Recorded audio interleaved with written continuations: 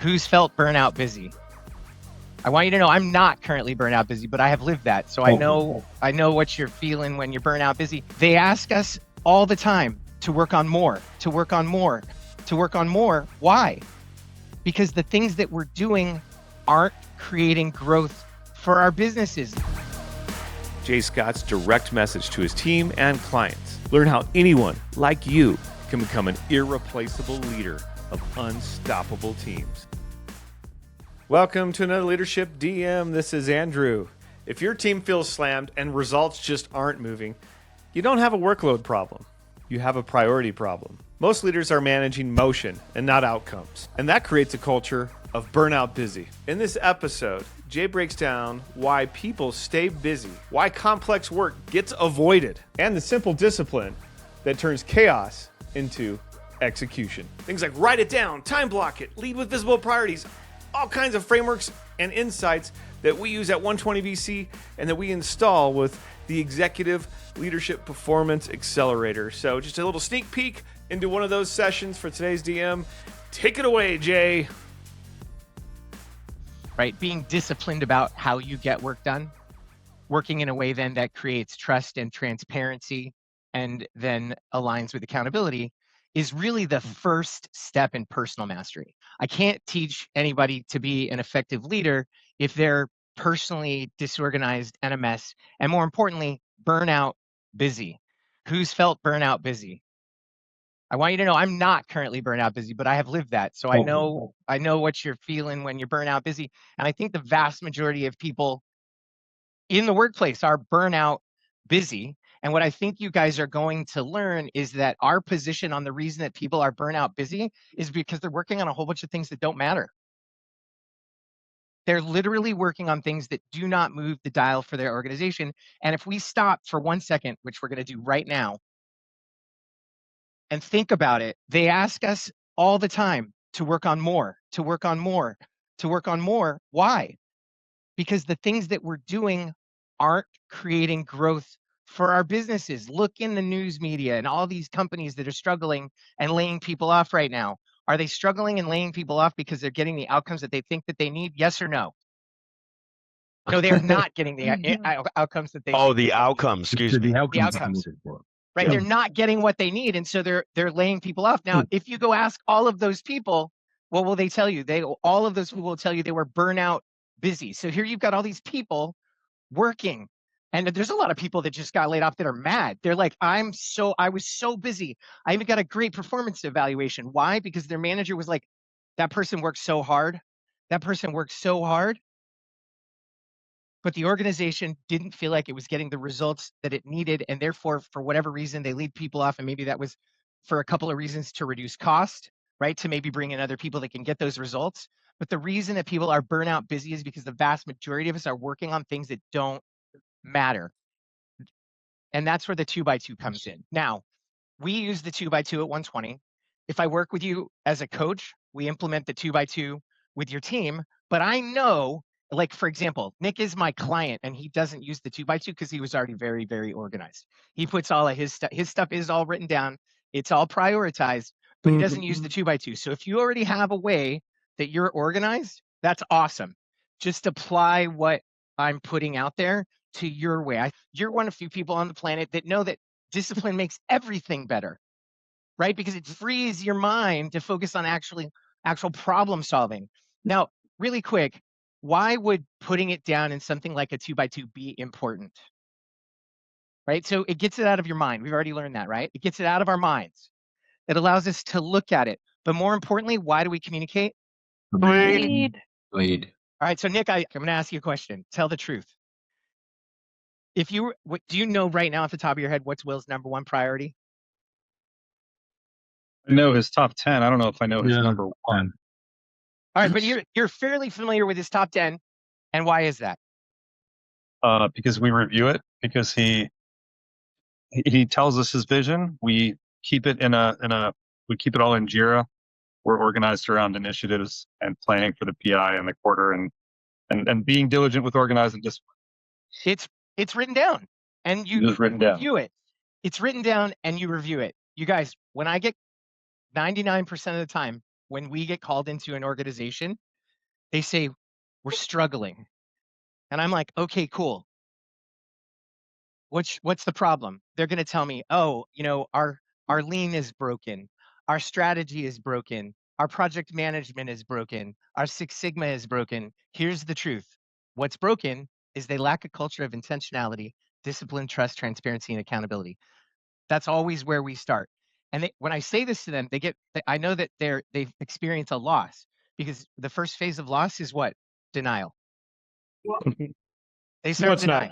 No, it's not. We are intentional. We are disciplined. They admit maybe we're not so good at accountability, so we have to get better at accountability. And I think, and I want to speed them through loss to acceptance, right? I want to speed them from denial all the way to acceptance. And so I ask this question. I say, okay, can you show me a list of all of your number one priorities? What do you think 9 times out of 10 the answer is? No. It is no. It's no 9 times out of 10. And if I'm a leader and I cannot hand my direct reports like a written document of my number one priorities, how am I effectively communicating my priorities to my team members?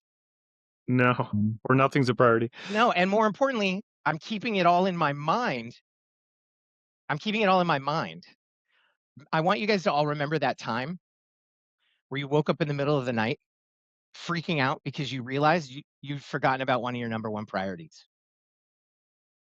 Do you remember that? Like, you woke up and then you were like, it'll be fine. I'm going to go back to sleep. And you couldn't go back to sleep until you rolled over and wrote it down. Do you guys remember that? I want you to blurt out the emotion that you felt in that moment where you woke up and you were like, oh my God. Panic. Blurt it out. Panic. Anxiety. Nauseous. Anxiety. Nauseous. And so the idea of this entire lesson, and I'm just cliff noting it for you guys, is you write it down, you get it out of your head. But then you have a time block every week where you work it. You're literally looking at your list of number one priorities and you're blocking time to work on them. So then if I were to ask you guys last week, I want you guys to all blurt out the answer to this. It's a yes or no question. Just blurt it out so we can't figure out who all said no. If I were to ask you last week, are all of your number one priorities scheduled and on your calendar right now? What would you have said? Yes or no? Yes. No. Yes. Yep. Right? But hopefully you guys are seeing the logic in doing that, because you're just like, you sleep, you close the loop, it's blocked. You are going to be productive, I promise you. So, couple of things in diving into this. You guys all watch the video, or you will watch the video, or you'll read the playbook. And so they go into Gosh and Bruckel's findings on what makes a highly productive manager. Also, what 20% of the managers are disengaged, 30% procrastinating, 40% distracted, only 10% highly productive. Uniquely, if you look at how these people are living or experiencing their journey, it's terrible. Like, have strong reservations, nothing's going to work. They feel anxiety, frustration, alone, can't take initiative or engage with strategy, feel insecure, feel failure. But over here, highly productive, high energy, high focus, right? Where's that focus come from? Right? 2 by 2, time blocking. We're focused. We write it down. We work it, then we work and respect our time blocks. And my favorite is, if I've got to move something, and I do all the time, you guys. If I've got to move something, it doesn't ever leave my calendar. It just goes to the next week. So it's still there, right? They block time for planning and reflection, intentional about goals and the battles that they fight, set productive boundaries, and are outcome obsessed. So in that, I want to introduce 2 other concepts. And that's that if you were to go to ChatGPT right now or Google, what are all the obstacles to getting things done? You guys could only imagine you would get a very long list. All in favor, say aye. Aye. Right? I don't have the right tools, right? I don't have the support. I don't have the right training. I have too many number one priorities. I have all these things. Here's the deal, guys. Those are all fake problems. There's literally only 2 things. One, that people need to master as a professional, and there's only 2 reasons that work doesn't get done in the workplace. Are you guys ready for this? The first one is, and we all know this. This is the one that we all know. This is the one that we focus 100% on when it's only really 50%. And that's mastery of a discipline that creates value in their workplace, right? So I'm like a pilot. I'm like an engineer, right? I'm like a marketing person, a creator of something, a content creator, right? and I'm really good. We all know that if we're really good at something that an organization will pay us for, they'll hire us. All in favor, say aye. Aye. Aye. But here's the other 50% of that. This is crazy. We also, in order to be great at our jobs, we have to possess the mastery of effective planning, prioritization, and executing of our work. Why is this? Because your manager can't do it for you. And so many people go to their manager and say, I didn't get it done because I'm burnout busy. And the manager says, okay, let's talk about it. And the manager says, okay, let's prioritize it. And if you guys are a manager, you've done exactly what I'm describing right now, right? So you prioritize it for them, and then they go away and they work on everything all at once anyway. Have you guys seen this happen? How about this? Tell the truth. Raise your hand if you've done it. I've seen it. Yeah. Because there's a lot of people, and this is terrible too, especially A-types. We want to be successful. We can't let go. We struggle to let go, but highly productive managers are intentional about their goals and the battles that they fight. And that's what I love about the 2x2, because once I go down my do first drive dailies, make sure that I've got it planned, I move on to my selectively invest. And as soon as I run out of white space on my calendar, the rest just doesn't get done. It just doesn't. And I communicate that. And I keep going. But you know what? Nobody's ever focused on the things that I'm not getting done. Because I'm what? I'm getting a lot of stuff done. Yeah. I'm getting stuff done. And I'm getting the stuff done that we all agreed is the highest priority stuff. Okay? So there's two things that a professional has to be great at to be great at their job. And that's great at doing something, getting something done. Okay? The second thing, they have to be great at managing their priorities and their workload. Because we can advise them on how to do it, but they have to do it. Does this make sense to everybody? But it's a little bit of a revelation. You're thinking two things right now. Geez, this guy, Jay Scott, he is Captain Obvious. And a little like, oh my God, I never thought about it like that before, right? Right. So the next thing, and there's only two real problems. People are burnout busy because they're focused on how hard they're working. They're focused on activities instead of outcomes. You know why human beings do that? Because our brain rewards us with dopamine when we finish something. It doesn't matter if that thing is important or not, right? Have any of you, tell the truth, this is like Vegas, except you're not going to be hungover tomorrow. And have any of you ever gotten up from your desk to go to the bathroom and realize you forgot your phone and come back to grab your phone to take it to the bathroom with you? Tell the truth. Tell the truth. Yeah. You've done it. You've done it. Here's the thing. At this day and age, I think every single one of us has done it. And if you haven't, I admire you, because somehow you are not addicted to the dopamine hits that you get just for checking your phone. What do they call it? Mindlessly scrolling? Doom scrolling. Yeah. Doom scrolling. Doom scrolling. Do you know why we doom scroll, Do you know why we doom scroll, my friends? It causes our brains to produce dopamine. There's four neurochemicals that our brain produces that makes us feel good. Dopamine, serotonin, oxytocin, and endorphins. Unless you're a professional sports player, you shouldn't be getting endorphins at work. Okay? Dopamine is the thing that comes from getting stuff done. Okay? But again, it doesn't have to be complex. Here's the other thing, you guys. Human beings chase pleasure and retreat from pain. Who thinks I'm lying? It's true. We chase pleasure and we retreat from pain. Ooh, I don't like it.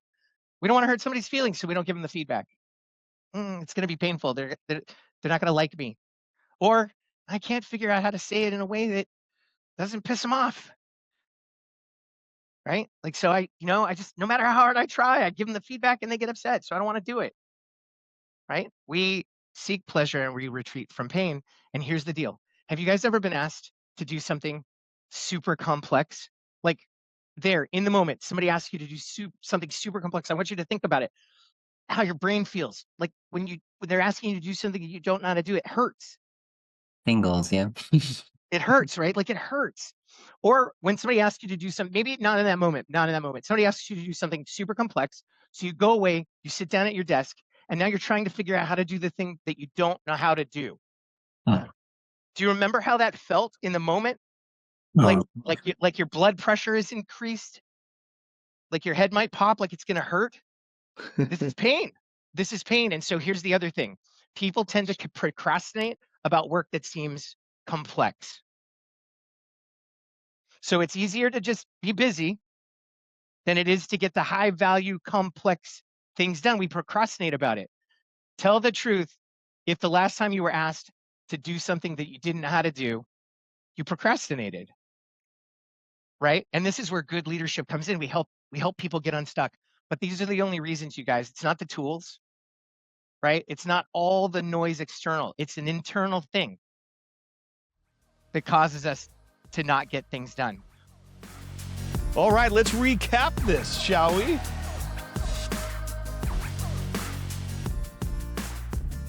Thanks for joining us for another Leadership DM. That was a little sampling from one of the sessions in Jay Scott's Executive Leadership Performance Accelerator. It's a 16-week installation of the systems we use at 120VC and with our clients to get 227% better results, better outcomes by using some of the focusing tactics in this video. If you're down with that, check the link in the description. You can get a PDF. 3 simple practices guaranteed to reduce stress and get stuff done. Be sure to follow Jay Scott on the Instagram and, of course, subscribe to Leadership DM here and get regular insights and practices so you and your team can be unstoppable.